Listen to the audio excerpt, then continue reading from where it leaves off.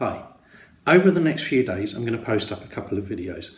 First of all, there's going to be one of me working through some solo poleaxe drills from Paulus Hector Meyer, but one drill in particular.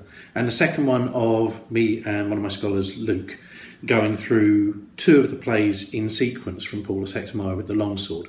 And I wanted to talk about expectations before I put these up.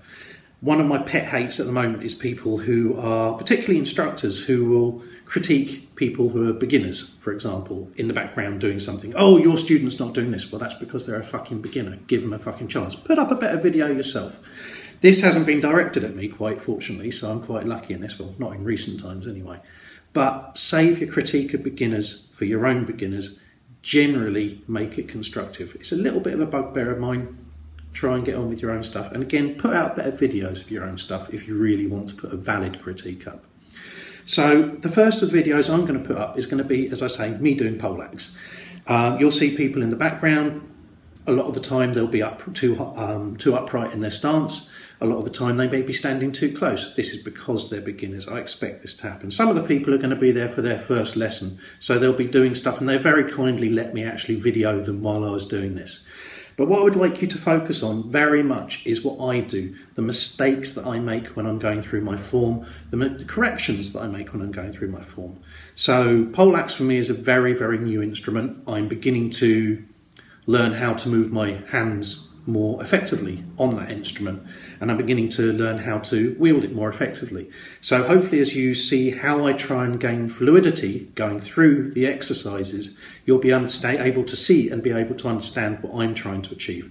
So very much please focus in that case on me. Okay? Now on the second video, which will go up a little bit later, this is me and Luke doing the longsword. Generally, I'm very, very happy with the video. There are bits which are, in my opinion, wrong. For example, there's points where the final bind, which results in a particularly cool move of a thrust between the arms, there are points where the hands are too low really to make that happen. And what we should do in ideal circumstances, if we're playing for the sensation and the feeling, is that we should be going for the head because the opening is there.